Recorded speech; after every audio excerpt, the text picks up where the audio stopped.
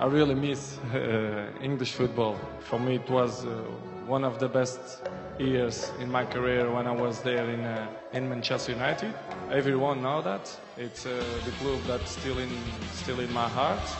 Ah bah félicitations Cristiano, parce que tu es de retour. Du coup, nous, on s'est dit que c'était le moment parfait pour ressortir les anecdotes les plus folles de ton premier passage à Old Trafford. Le harcèlement, le soda, le poulet, la Ferrari, on ne va pas se cacher, il y a un peu de tout. Alors sans attendre, voici 7 choses que vous ne saviez pas sur Cristiano Ronaldo à Manchester United. Numéro 1, Coca-Cola.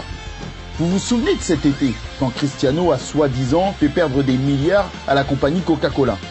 Il a déplacé quelques bouteilles de soda pour les remplacer par des bouteilles d'eau. Et là, le monde s'est enflammé.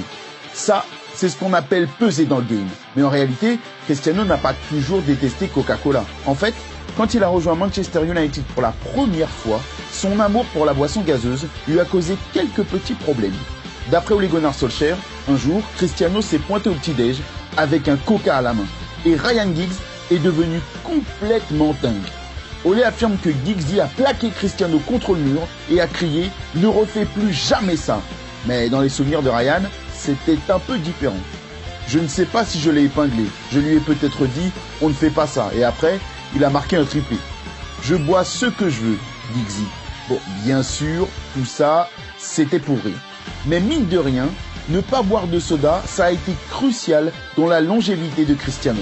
Numéro 2, Rude.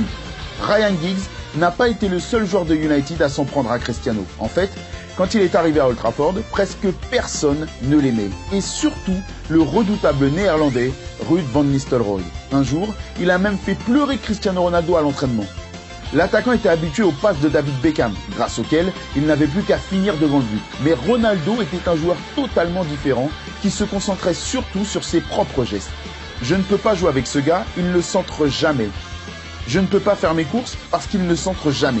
Et un jour, la frustration de Ruud a pris le dessus. Il a dit quelque chose d'impardonnable. La goutte d'eau, c'est quand il a dit à Cristiano Ronaldo qu'il s'était trouvé un nouveau père en Carlos Queiroz, juste après le décès du père de Ronaldo qui était alcoolique. Ces mots ont totalement dévasté le jeune Portugais. Peu après, Ruud est parti et a signé au Real Madrid. Et Cristiano, il est resté et c'est devenu une légende. Numéro 3, l'accident. La passion de Cristiano Ronaldo pour les voitures rapides et exotiques n'est pas un secret. Et il adore les montrer sur Instagram. C'est une passion qu'il a depuis le début de sa carrière. Et une passion qui a failli faire capoter sa carrière avant même qu'elle ne commence pour de bon. Et oui, parce qu'en 2009, Cristiano Ronaldo a été impliqué dans un accident horrible. Il était au volant de sa Ferrari en route pour l'entraînement de Manchester United. Il est entré dans le tunnel à pleine vitesse et il a perdu le contrôle. Il a foncé dans une barrière et a totalement détruit sa voiture. Des témoins de l'accident ont dit qu'ils l'avaient vu sortir de la voiture sans une égratignure. Quand on voit les images, c'est dur de ne pas parler de miracle. Cristiano était indemne et il a même participé à l'entraînement avec son équipe, un peu plus tard dans la journée. Quel fou! Numéro 4, Beast Mode. Bon, ce n'est pas non plus un secret, mais Cristiano est une force de la nature. Il n'a pas peur de travailler et ça lui a permis d'avoir une carrière incroyable. Mais ça, c'était un état d'esprit qu'il a développé depuis le premier jour. Et il y a beaucoup d'anecdotes folles pour le prouver, comme la façon dont il a approché le préparateur physique de United à seulement 18 ans. Je me souviens du jour où Cristiano est venu et m'a dit « Je veux devenir le meilleur joueur du monde et je veux que tu m'aides ». J'ai dit « Ok, faisons ça ». Ou le jour où il a invité Patrice Evra à manger et qu'il lui a servi de la salade nature et du poulet blanc. On a commencé à manger et je me suis dit qu'une grosse viande viendrait après ça. Mais non, il venait de finir. Il s'est levé et il a commencé à jouer avec un ballon, à faire quelques gestes et il a dit « Faisons une brésilienne ». C'est pour ça que je recommande à tout le monde, si Cristiano vous invite chez lui, n'y allez pas. Dites simplement non, parce que ce mec, c'est une machine. Il ne veut pas arrêter de s'entraîner. Ou encore, cette pépite racontée par Rio Ferdinand. C'est la première personne que j'ai vu investir dans une équipe. Je suis allé chez lui et j'ai vu environ 10 personnes dans son salon. J'ai dit « Qui sont ces gens? Que se passe-t-il » Il a dit « Ça, c'est mon chef, et ça, c'est mon physio, ça, c'est le docteur, et ça, c'est mon coach perso. » Et on n'a même pas parlé des bains glacés. Bon, on vient de le faire, c'est une obsession pour lui. Franchement, on a hâte de revoir cette éthique de travail monstrueuse au service des Red Devils. Numéro 5, pas de faute. Comme on l'a dit, quand il est arrivé à Manchester, Cristiano ne plaisait pas à tout le monde. Ses gestes techniques énervaient pas mal de joueurs et pas seulement Ruud van Nistelrooy. Parce que ce qu'il voulait, c'était des buts et des passes.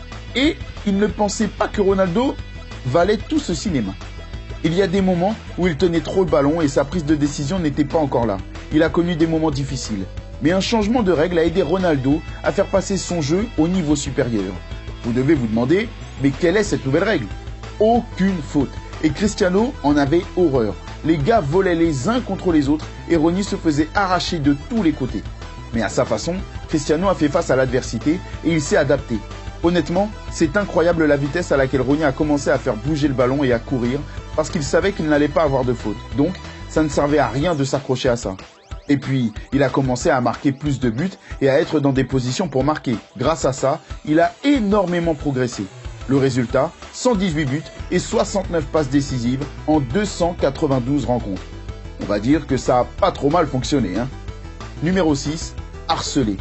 On a déjà dit que les débuts de Cristiano en Angleterre avaient été assez compliqués. Mais il n'était pas simplement taquiné à cause de ses gestes et de son style. Il était aussi taquiné parce qu'il était ultra confiant. Il marchait avec le torse bombé. Il était si confiant. Il nous regardait droit dans les yeux. On s'est dit, bon sang, ce garçon. Alors pour le faire redescendre sur terre, ses coéquipiers se foutaient de lui dès qu'ils en avaient l'occasion. Ils se moquaient de ses fringues, de ses cheveux. Ils lui ont même dit que tout ce qu'il faisait, c'était réchauffer le numéro 7 de Beckham.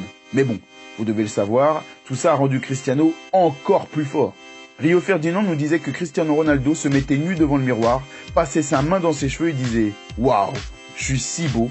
Les autres joueurs de United essayaient de l'énerver en lui disant « Peu importe, Lionel Messi est meilleur que toi ». Il haussait les épaules et souriait à nouveau. Ah oui, mais Messi ne ressemble pas à ça. Ok, oh my goalers, c'est bientôt terminé. On aurait pu vous parler du joueur avec lequel il a le plus joué à Manchester United, Rio Ferdinand, avec 221 matchs. Ou on aurait aussi pu vous parler du joueur avec lequel il est impliqué dans le plus de buts, Wayne Rooney, 25 buts. Celui qu'il avait martyrisé, Ruud van Nistelrooy, est 3e de ce classement avec 14 buts en commun. Mais à la place, on a décidé de vous parler de numéro 7, CR7. Aujourd'hui, le surnom CR7 est tout simplement iconique. Mais ça aurait pu ne jamais arriver, parce que quand il a débarqué à United, il a demandé le numéro 28. C'est celui qu'il portait au Sporting, avec lequel il se sentait bien. Mais Sir Alex Ferguson l'a pris à part et lui a demandé quelque chose de spécial. Écoute, j'aimerais que tu portes le numéro 7. J'ai été surpris parce que je connaissais tous les grands joueurs qui avaient porté ce numéro. C'était le maillot de mon succès dans le football. Je pense qu'on est tous d'accord pour dire que le numéro 7 était parfait pour lui. Parce que bon, CR28, ça sonne pas tout à fait pareil quand même. Et pour ceux qui s'inquiétaient de voir CR28 à United, sachez qu'Edinson Cavani a officiellement annoncé qu'il donnait le numéro 7 à Cristiano. Ça c'est la classe. Ça y est, oh my goalers, voici quelques-unes des anecdotes les plus folles sur le premier passage de Cristiano Ronaldo à Manchester United. D'après vous, combien de buts va-t-il marquer cette saison? Et quelle autre anecdote de dingue aimez-vous à son sujet? Dites-nous tout ça dans les commentaires. Si vous avez aimé cette vidéo, n'hésitez pas à aller voir comment Sir Alex Ferguson a convaincu Cristiano de revenir à Old Trafford. Sur ce, je vous dis à très vite pour une nouvelle vidéo de foot. Prenez soin de vous et vive le foot.